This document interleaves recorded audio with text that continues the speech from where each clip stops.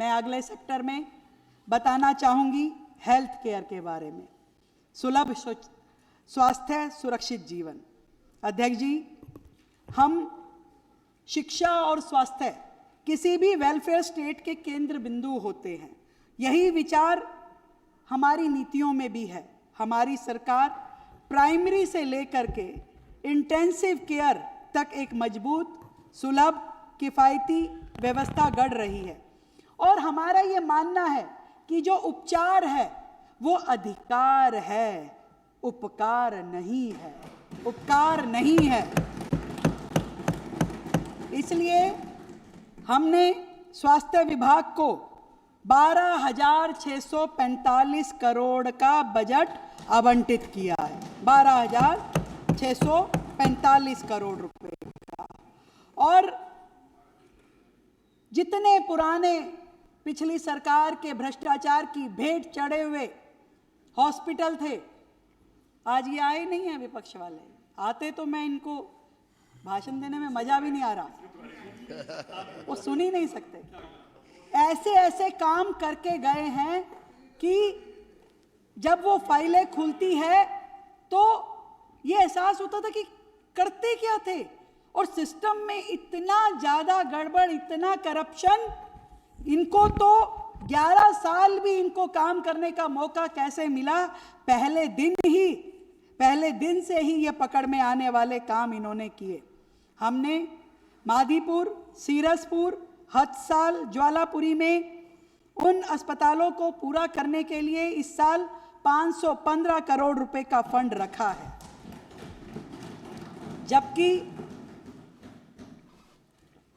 Rao Tularam memorial hospital, बाबा साहब Ambedkar hospital और Lal Bahadur Shastri hospital में शासकीय की योजना के तहत केंद्र के द्वारा पोषित शासकीय योजना इंफ्रास्ट्रक्चर उसको बेहतर हम करेंगे। और साथ ही अधूरे पड़े हुए लोकनायक जयप्रकाश हॉस्पिटल एवं सत्यवादी राजा हरिश्चंद्र अस्पतालों का निर्माण कार्य भी इस साल पूरा किया जाएगा। हमने जो 7 आईसीयू अस्पताल पिछली सरकार अधूरे छोड़ के भाग गई थी, उसको पूरा करने के लिए भी 150 करोड़ रुपए का फंड इस वर्ष हमने रखा है। हमने अस्पतालों में मशीनें खरीदने के लिए, मेडिकल इक्विपमेंट खरीदने के लिए, दवाइयाँ खरीदने के लिए 787 करोड़ रुपए का फंड अलग से सीपीए के माध्यम से खरीदारी करने के लिए रखा है, 787 करोड़ रुपए।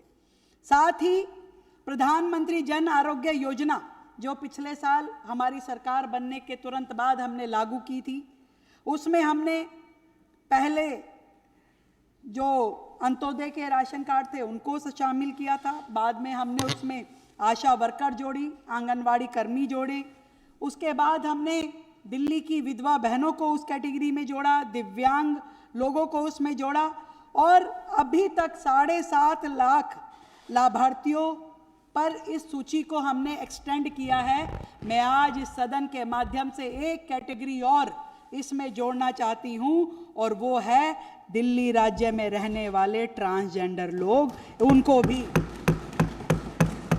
भी हम इस सूची में जोड़ेंगे। पिछले दिनों जब मैं इस समुदाय के लोगों से मिली, ट्रांसजेंडर्स से मिली, तो उन्होंने अपनी व्यथा कही कि हमारे लिए सबसे बड़ी मुश्किल है इलाज करवाना। हमें किसी सूची में रखा नहीं जाता, हमारे पास कोई डॉक्यूमेंट नहीं होते, इसके लिए हमें प्राइवेट अस्पतालों में जाके इलाज कराना पड़ता है। तो हमने अपनी आयुष्मान योजना की इस कैटेगरी में अब से ट्रांसजेंडर्स को भी जोड़ा है और टोटल 202 करोड़ रुपए का प्रावधान इस योजना के मातहत रखा है। अध्यक्ष जी, हमने पिछले 1 साल में दिल्ली में 370 आयुष्मान आरोग्य मंदिर खोले, हर एक की विधानसभा में खुले हैं। सबके यहाँ खुले हैं ना भाई।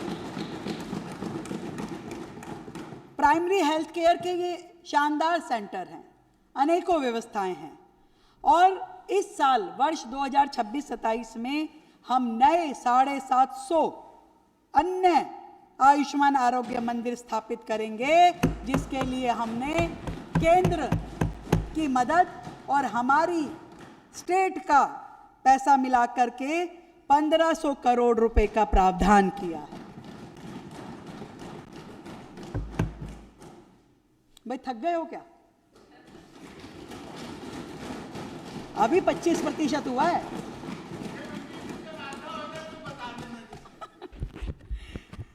और दिल्ली में 11 इंटीग्रेटेड पब्लिक हेल्थ लेबोरेटरीज बनाई जाएंगी। 9 क्रिटिकल केयर ब्लॉक बनाने का प्रावधान भी इस साल हमने किया है। केंद्र की सहायता से श्री गुरु तेग बहादुर हॉस्पिटल में 200 करोड़ रुपए की लागत से एक नया ट्रॉमा सेंटर भी बनाया जाएगा। इसके लिए मैं केंद्र का धन्यवाद देती हूँ। पिछले वर्ष पहली बार दिल्ली स्टेट आयुष सोसाइटी बनाई गई थी। इससे पहले थी नहीं दिल्ली में, और अब ये बेहतरीन तरीके से काम कर रही है। इस साल हमने 5 नए आयुष सेंटर भी खोले। इस मद में हमने 60 करोड़ रुपए का आवंटन किया है, 60 करोड़ रुपए का। दिल्ली में बहुत सारे बच्चे मेडिकल करना चाहते हैं, डॉक्टर बनना चाहते हैं, पर आज दिल्ली में सीटें बहुत कम है। यूजी में 595 सीट है और पीजी में 553 सीटें हैं। इस साल हमारा टारगेट है कि हम मेडिकल कॉलेजेस की भी संख्या बढ़ाएंगे, सीटों की भी संख्या बढ़ाएंगे। यूजी में हम इनको लगभग 820 सीटें करने वाले हैं और पीजी में 762 सीटें करने वाले हैं। और अच्छी बात यह है कि ये सब कुछ केंद्र सरकार की मदद से होने वाला है। ट्रिपल इंजन की सरकार है। जो लोग पूछते हैं ट्रिपल इंजन की सरकार का क्या लाभ है, तो मैं बताना चाहती हूँ कि ट्रिपल इंजन की सरकार का ये लाभ है जो मेरी कही हुई एक एक बात में यहाँ दिखाई दे रही है। अध्यक्ष जी, हमने इंदिरा गांधी अस्पताल जो द्वारका में है, उसमें भी एक नए मेडिकल कॉलेज को बनाने के लिए 50 करोड़ रुपए इस साल के बजट में रखा है। अब मैं बात करना चाहूंगी एक बहुत ही विशेष योजना। एक नन्हा बालक जब किसी घर में जन्म लेता है तो वो मात्र कुछ घंटे का भी होता है, परंतु हमें अपनी जान से ज्यादा प्यारा हो जाता है। हमारे लिए वो अनमोल हो जाता है। पर कई बार क्या होता है, कुछ जेनेटिक डिसऑर्डर, कुछ ऐसी बीमारियां बचपन से ही जो उसके अंदर होती है, पर वो उसी समय नहीं पता चलती। धीरे धीरे जैसे जैसे वो बड़ा होने लगता है तब वो बीमारियां ध्यान में आती हैं, परंतु तब तक उसका इलाज संभव नहीं होता फिर, और वो बच्चा उसी जेनेटिक डिसऑर्डर के साथ में पलता है, बढ़ता है और कहीं ना कहीं परिवार पे और माँ बाप पे बोझ बन जाता है। वो बालक जो अनमोल था वो आज तकलीफ का कारण बन जाता है। कोई माँ बाप नहीं चाहता कि मेरे बच्चे में कोई ऐसी बीमारी पले। हमने दिल्ली सरकार की ओर से एक विशेष योजना लेकर के आए हैं जिसका नाम ही हमने अनमोल दे दिया है। अनमोल यानी advanced newborn monitoring and optimal life care, जिसमें सरकार 25 करोड़ रुपए का हमने इसमें फंड रखा है। मात्र एक खून की बूंद से, एक ड्रॉप ब्लड के साथ में 56 प्रकार की टेस्टिंग नवजात शिशु की होगी, जो सरकार की ओर से पूरी तरीके से निशुल्क होगी। बाहर ये टेस्ट बहुत महंगा है अध्यक्ष जी, परंतु हम दिल्ली का प्रत्येक बालक, दिल्ली का प्रत्येक नवजात शिशु, चाहे वो सरकारी अस्पताल में हो चाहे वो प्राइवेट अस्पताल में हो, उसको अनमोल के माध्यम से 56 टेस्टिंग पूरी तरीके से निशुल्क देंगे। ये दिल्ली के बच्चों के लिए, उस अनमोल विरासत के लिए हमारी ओर से उपहार है। हम एक और महत्वपूर्ण काम करने जा रहे हैं।